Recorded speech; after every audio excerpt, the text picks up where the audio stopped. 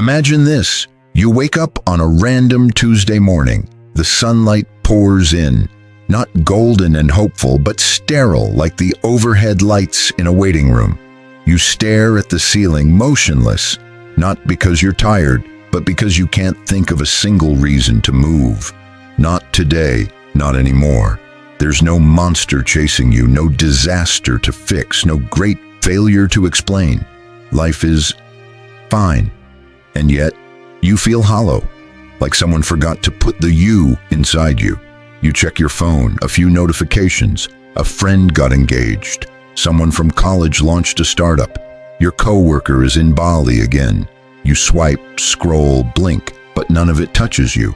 It's all happening somewhere else, to someone else, in a life that feels like it was meant to be yours, but got delivered to the wrong address. You're 28. You're supposed to have arrived by now. This was the age you once imagined yourself. Complete, maybe not perfect, but certain, rooted, self-assured, someone with direction, someone who walks into a room and doesn't look around to see how others are doing before deciding how to feel.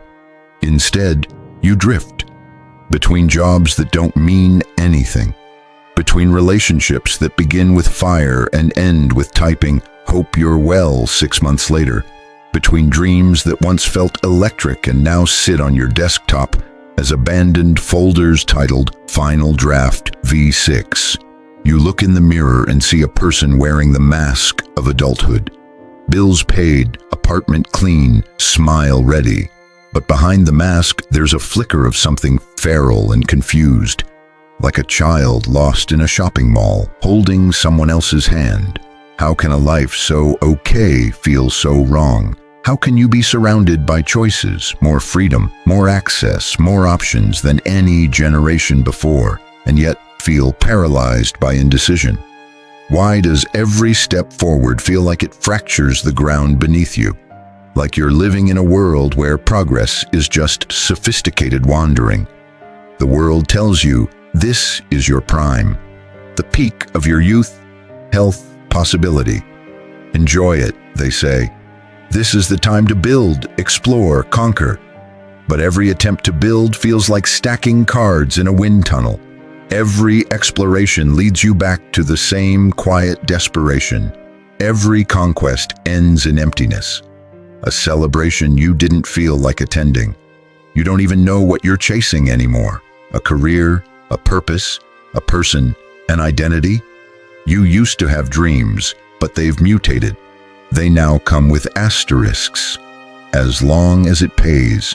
If I can figure out insurance, once I get more experience, unless it's too late.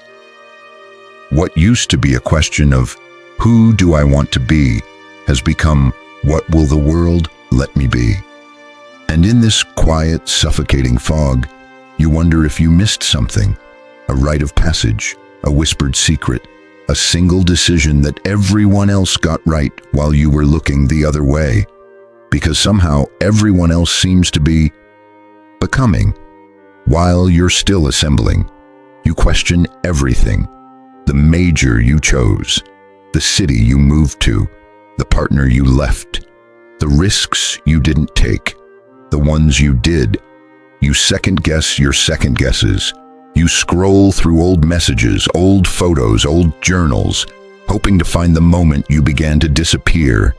You weren't supposed to feel this lost, not at 28. This was the age you thought you'd understand the map. Instead, you realize there may not even be a map. Just a maze with invisible walls, and every direction feels wrong once you start walking in it. People tell you it's just a phase, that everyone feels this way, and maybe they do. But if this is normal, why does it feel like grief? Why does it feel like something sacred was stolen quietly while you were busy becoming realistic? What if you're not lost because you made the wrong choices? What if you're lost because you were never shown how to choose at all? What if the systems that raised you were designed not to awaken you, but to sedate you? So you'd trade your becoming for belonging, Your wonder for work, your soul for stability. What if the reason you feel like a stranger in your own life is because the path you've walked was never truly yours to begin with? These aren't just anxious thoughts. These are existential tremors, and they come not to ruin you but to shake you awake. Because the ache you feel, the one that gnaws at you in the quiet hours, that whispers there's something more, isn't a flaw. It's the beginning of something. And to understand what that something is, we must go deeper into the unseen roots of this disorientation, into the philosophies, psychologies, and systems that shaped not just your choices, but the very way you perceive meaning. Let's begin. You think you're lost because of what you lack: clarity, purpose, motivation. But what if that's a lie you've been sold?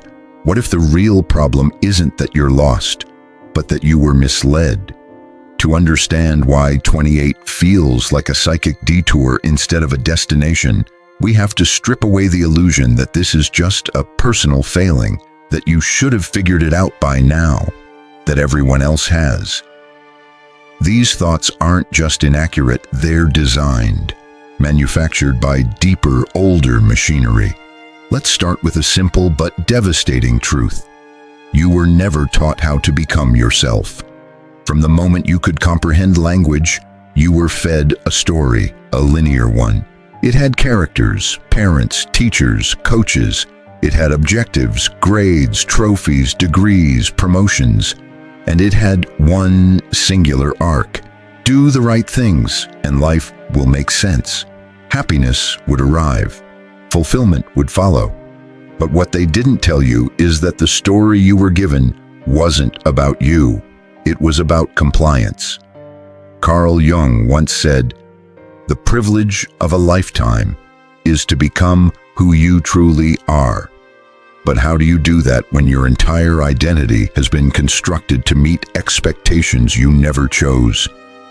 Your early life was shaped by reward systems, praise, gold stars, good jobs, each one slowly training you to externalize your sense of worth.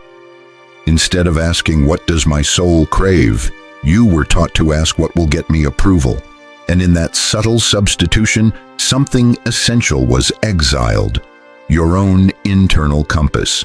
By 28, that disconnection metastasizes. You've spent years pursuing goals that felt vaguely right, degrees that promised prestige, jobs that looked good on paper, relationships that ticked boxes. But now those structures no longer distract you. They've failed to deliver the promise, and you feel the void they were meant to cover. But you don't know why. That's because the system that shaped you was never built to foster individuation. It was built to standardize, to industrialize human souls into predictable units of productivity. Schools didn't teach you how to think critically about your desires. They taught you how to memorize, perform, obey. Corporations don't hire you to self-actualize. They hire you to fill roles, to perpetuate engines you had no hand in designing.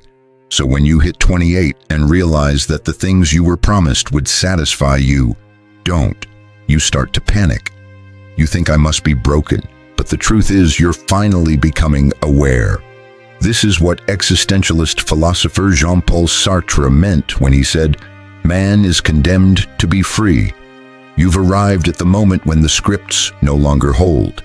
You've realized that you are free to shape your life, but that very freedom is terrifying, because now you are responsible for what it becomes, and that freedom, unaccompanied by wisdom, is paralyzing. Nietzsche called this the moment of nihilism, when the old values collapse, but new ones have yet to be born. You stand in that abyss. The values you inherited, success, achievement, productivity, no longer nourish your spirit, but you've not yet created your own. That's why 28 feels so disorienting. It's not that you failed, it's that the myth you were handed has disintegrated, and no one gave you tools to build a new one. So you distract yourself, scroll, swipe, hustle, or sink into numbness, into "maybe this is just life." into half-hearted routines and low-grade dread, all because it's easier to keep moving than to stop and ask, what if everything I've been told to want is not what I truly want? This is the hidden problem. We are trained to function, but not to awaken. The educational system molds efficiency, not authenticity. Capitalism rewards output, not introspection. Even social media, what appears as a celebration of self, is just another stage for performance. You've been conditioned to curate yourself, not to know yourself. And here's where it gets even more insidious. Because once this emptiness sets in, society rushes in with solutions, not soulful ones, commercial ones. Life coaches, productivity hacks, supplements, 1,000 ways to optimize a self you've never even truly met. Arthur Schopenhauer once warned that humans are driven not by rational goals, but by a blind will, a ceaseless craving that masks itself in endless pursuits. And at 28, you may finally begin to feel that restlessness, that gnawing sense that no matter how much you accomplish, peace remains just out of reach. So what do? You switch jobs, partners, locations. You chase the next version of yourself, hoping that this time it'll feel real. But after every change, the same whisper returns. Is this it? The psychologist Viktor Frankl, who survived the horrors of Auschwitz, discovered something crucial in humanity's darkest hour. That meaning, not happiness, is what sustains us. Yet you live in a culture that reduces meaning to branding, your job title, your Instagram bio, your 5-year plan.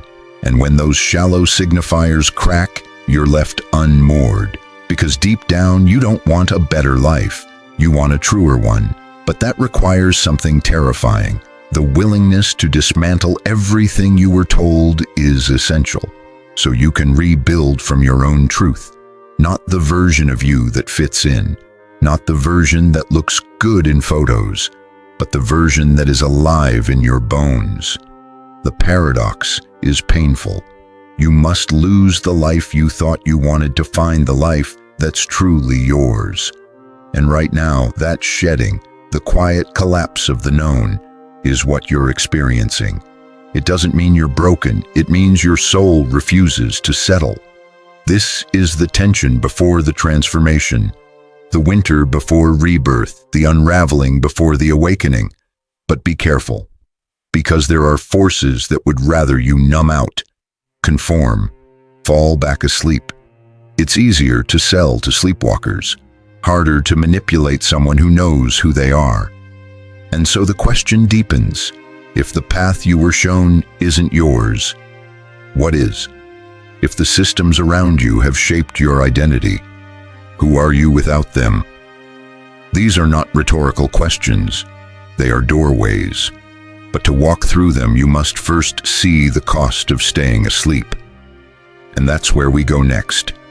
Into the unseen consequences of your disconnection. How this hidden crisis quietly devours your vitality, your clarity, your very sense of self, while the world applauds your ability to hold it all together. You keep functioning, you wake up, get dressed, attend meetings, make small talk, maybe even hit the gym. From the outside, you look intact, productive, pleasant, promising, but on the inside, something is quietly decaying. And it's not your ambition, it's your aliveness. This is the cost no one talks about. When you ignore that subtle existential ache, it doesn't disappear. It metastasizes, it slips beneath the surface and rewires how you see everything, your choices, your relationships, even your self-worth. Not with drama, but with corrosion. Not in flames, but in fog. You start to live in what psychologists call learned meaninglessness, a close cousin to learned helplessness, but deeper. It's the condition where your mind adapts to a life devoid of personal significance, and rather than rebel, it numbs. You tell yourself you're just tired, just burned out, just need a vacation. But fatigue is not always a lack of rest. Sometimes it's the soul signaling that you're spending your life on something that quietly kills it. You might think, but I'm doing well, I have a job, I pay my rent, I'm not unhappy. But listen closer, not unhappy is not the same as alive. Aldous Huxley once wrote that the real dystopia wouldn't be a world of pain and suffering. It would be one where pleasure and distraction dull the will to wake up. A world where people choose sedation because awareness hurts too much. That is the world you're living in. A civilization engineered not for enlightenment, but for efficiency. Not for truth, but for transaction. Where even your attention, your most intimate faculty, is harvested, bought, and sold. And this is where the true danger begins. Because once your sense of meaning is outsourced, once your identity is shaped by likes, metrics, resumes, and paychecks, you become programmable, susceptible to the most insidious form of control, internalized expectation. You begin to perform roles instead of inhabit realities. You wear masks so long you forget your face. You trade your essence for access, your presence for polish. And slowly, you stop asking real questions. Not because you've answered them, but because you've forgotten how. What do I want? Why do I fear silence? Whose voice am I trying to impress when I speak? These questions start to feel dangerous, unwelcome, inconvenient, because they threaten to unravel the fragile balance of your functional life. So you silence them, but they don't stay quiet. They morph. They turn into anxiety that doesn't respond to logic, into depression that doesn't look like sadness, just a strange, heavy indifference, into addictions that don't feel like escape, just habits you can't seem to stop, into relationships that repeat the same invisible patterns over and over with different faces. This is the consequence of spiritual inertia. You think you're coping, but really you're forgetting. Forgetting how to feel deeply, how to sit with uncertainty, how to recognize yourself when no one else is watching. You forget the color of your own soul, and the longer this goes on, the more abstract you become to yourself. You start speaking in borrowed language. I just want to find balance. I'm trying to be more mindful. I need to be more productive. Phrases that sound smart but mean nothing unless rooted in self-awareness. Because productivity without purpose is just performance. Mindfulness without direction is neutralization. Balance, when achieved by amputating your desires, is just elegant stagnation. And here's the most chilling part. This numbness is celebrated. You get praised for being disciplined, for not making waves, for showing up no matter what. You're told you're resilient. You're admired for being unshakable. But resilience without truth is just repression in a tuxedo. You begin to live in a psychological feedback loop. You feel disconnected. You interpret it as personal weakness. You try harder to get back on track. The track leads you further from yourself. You feel even more disconnected. Repeat. This is not coincidence, it's conditioning. Cognitive biases reinforce the trap. Confirmation bias filters the world so that you only notice people who seem more successful, more certain. Imposter syndrome whispers that you're the only one faking it. The sunk cost fallacy convinces you to stay in careers or paths you hate.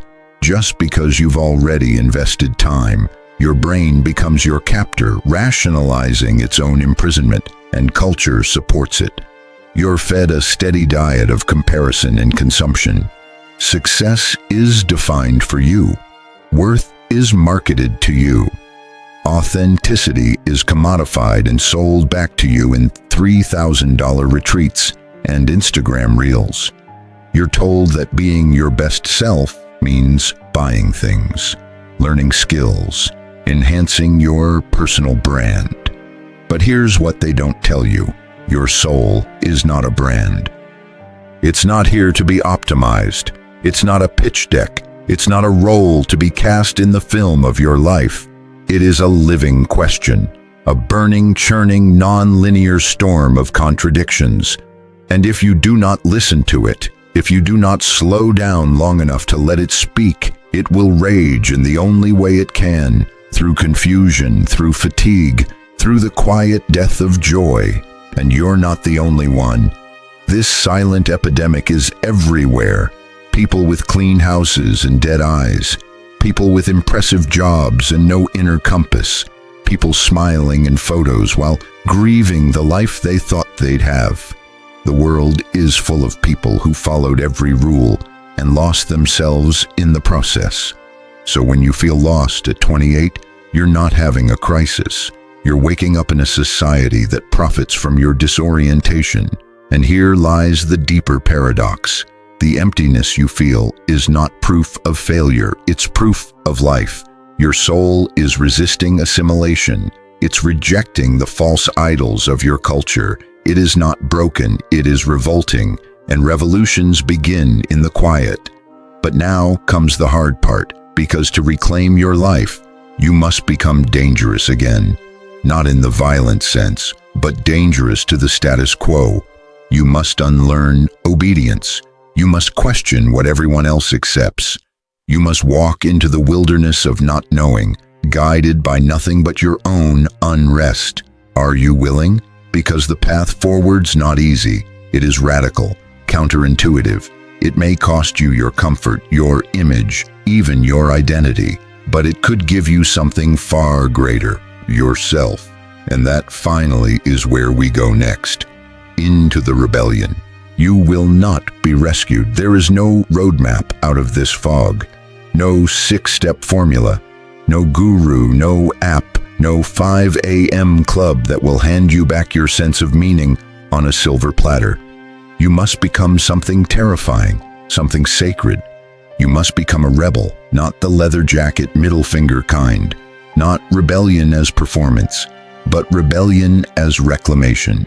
Rebellion as a return to what is real, raw, unprogrammed within you. The kind of rebellion that doesn't look like anger. It looks like honesty. That doesn't sound like shouting. It sounds like silence. Like walking away from the noise because your soul finally refuses to bargain. This is where most people flinch, because rebellion begins with destruction. Not of the world outside, but of the false world within. You have to question the unspoken agreements you've made. That your value comes from your usefulness. That your dreams must be practical. That adulthood means abandoning wonder. That being busy equals being important. That success means winning at a game you never agreed to play. You don't need better habits. You need a deeper revolt, a philosophical uprising. When Friedrich Nietzsche declared, "God is dead," he wasn't celebrating nihilism. He was grieving the loss of inherited values, mourning the fact that traditional morality no longer offered true meaning in the modern world. But instead of despairing, Nietzsche challenged us to create new values, to become the Übermensch, the one who transcends conformity and invents a new standard. Not by copying others, not by seeking external validation, but by creating a self so fiercely authentic, it becomes its own source of truth. And that is your call, to stop chasing the life you're supposed to live, and start creating the life that only you can live. It begins with small, defiant acts, not answering every message, not saying yes just because you fear being disliked, letting go of the identity that once made you feel safe, because it now makes you feel suffocated, speaking truths you've silenced for years, first in whispers, then in roars. Rebellion doesn't have to be loud. Often it's quiet, still, invisible to others, but seismic within you. It's quitting a job with no plan, not out of recklessness, but because you finally trust your hunger for something real. It's ending a relationship that looks perfect to the world, but feels hollow in your chest. It's giving up a dream that isn't yours, even if you've spent 10 years chasing it. To break free, you must become intolerant, not of people or ideas, but of your own complacency. There comes a moment when you realize comfort is the enemy of your becoming. That staying small feels like safety, but is actually slow spiritual suicide. That the cost of fitting in is forgetting your face in the mirror. Jean-Paul Sartre wrote that existence precedes essence, that we are not born with a fixed nature. We choose what we become. But no one tells you how much courage that takes, because choosing your own path also means choosing your own responsibility. You can no longer blame the system. You can no longer hide behind your parents' voices. You can no longer defer to culture. This is liberation, but it is also grief, because to become who you are, you must mourn who you were trained to be. You must say goodbye to the persona that got you here, the achiever, the peacemaker, the overthinker, the chameleon. You must shed identities like old skin, knowing they once protected you, but now only constrict you. And here's the truth no one wants to admit. This rebellion may isolate you. Not everyone will understand. Friends might drift, colleagues may scoff, family might panic, because when you stop playing the game, you expose its illusion, and that threatens those still invested in it. But you'll begin to find others, those with eyes that burn and souls that ache, those who are done pretending, those building quiet revolutions in cafes, in forests, in notebooks, people who are not just alive, but awake. They are not perfect, they are not always certain, but they are real. And when you begin to live like this, honestly, originally, on purpose, you start to see the difference between achievement and alignment, between stimulation and depth, between comfort and freedom. This rebellion is not about burning everything down. It's about turning inward and listening to the desires that scare you, to the curiosity that never left you, to the still small voice that says, there is more to you than this. You must protect that voice at all costs, because it is your compass. Ignore it and you'll drift. Follow it and you'll suffer. But the kind of suffering that purifies, the kind that sculpts the soul, the kind that makes you feel alive again. The Buddhists call it dukkha, the inherent dissatisfaction in all things, but they don't say to numb it. They say to see it clearly, to understand it, to let it burn away illusion until only essence remains. This rebellion is not a phase. It's not a detour. It is the very heart of becoming human. And you don't need to be fearless. You just need to be honest. Honest enough to admit, I don't want this life. Not like this. Not anymore. That single sentence said from the soul can change everything. Because from that moment on, you are no longer surviving. You are beginning to write a story that doesn't follow anyone else's plot. Beginning to build a foundation on truth, not tradition. Beginning to reclaim the wildness, wonder, and sacred responsibility of being you. So, if you feel lost at 28, it may be because the life you're meant to live doesn't yet exist. Because you are the one meant to create it. This is your quiet revolution, your inward uprising, the moment the fog begins to lift, not because the world changed, but because you did. And just beyond this rebellion lies something even more powerful, not just freedom from the old, but a revelation so profound it redefines everything. That's where we go next, to the ultimate truth. You've burned the old maps. You've walked through the fog. You've questioned what others worshipped and released what once defined you. But still, a question lingers. If you are not who you were told to be and not who you once tried to be, then who are you? This is the final confrontation, not with society, not with your past, with the void, the place most people avoid at all costs. Imagine this. You're sitting alone in a room, no phone, no job title, no accolades, no one watching, nothing to prove, just you, and silence, and space. Do you feel peace or do you panic? This is where the truth lives. not in the noise of becoming, but in the stillness of being, not in constructing an identity, but in letting it dissolve. We spend our lives running from this silence because we're terrified of what it might reveal. We fear that beneath our ambitions, we are nothing, that without our image, our productivity, our performance, we disappear. But the paradox is this: it is only when you lose the self you've built that you can meet the self you truly are. The you that is not your resume, not your trauma, not your aesthetic, not your beliefs, not even your thoughts. The you that watches it all, the quiet observer, the presence behind the performance. This isn't a concept.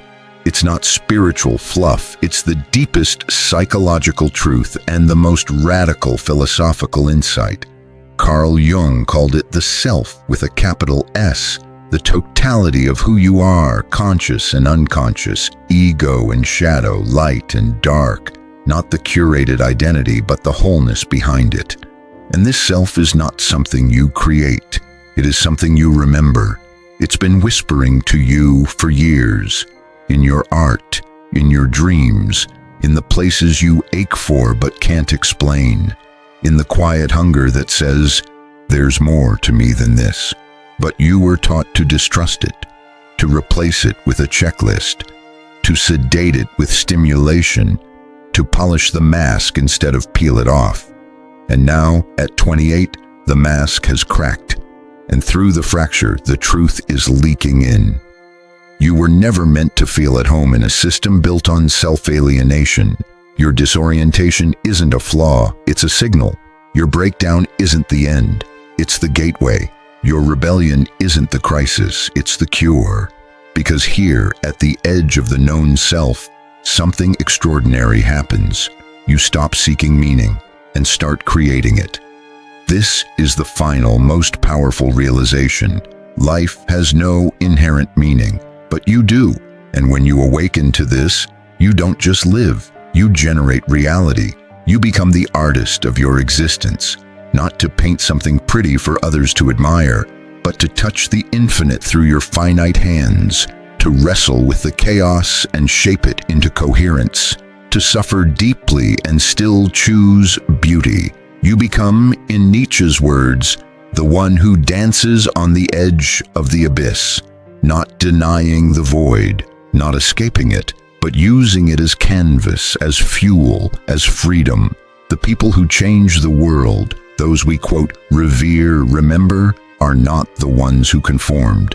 They are the ones who stared into the silence and did not flinch. They made meaning where there was none. They built something sacred from their own confusion. They took the raw, unedited clay of their lives and shaped it into fire. This is what you must do now. Not find yourself, but forge yourself. Not discover your purpose like it's buried treasure, but decide it, claim it, bleed for it.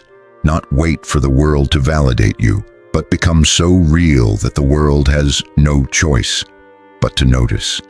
This does not mean life becomes easy. It means life becomes yours. You will still doubt, you will still ache, but you will no longer be lost, because lost is only possible when you think there is one right path. Once you understand that meaning is not given but created, every step becomes sacred, even the missteps, even the pain, especially the pain. Viktor Frankl, who endured the unspeakable in Nazi concentration camps, wrote that life is never made unbearable by circumstances, but only by lack of meaning and purpose. And that even in the worst darkness, we retain the freedom to choose how we suffer and what that suffering stands for. And that's what you have now, freedom. Not the shallow freedom to choose between brands and lifestyles, but the radical freedom to define your own existence. No one can do this for you. No algorithm can generate it. No influencer can inspire it into you. You must go inward, face the void, and return with fire in your hands. This is what it means to grow up, not to settle but to ignite. To realize that feeling lost was never the enemy. It was the invitation, an invitation to a deeper life, a wilder life, a truer life. So if you're 28 and you feel lost, here is the secret. You are exactly where you're meant to be, not because everything makes sense, but because now you have the courage to face what doesn't. The truth is not out there, it's within you, waiting to be born, not once, but 1,000 times. Every day you choose to live consciously, every time you break a lie you once called truth, every moment you turn toward the real even when it hurts. This is the power you've been chasing, not in the next job, not in the next relationship, not in clarity or control or certainty, but in this, the willingness to stand in your own naked humanity and stay.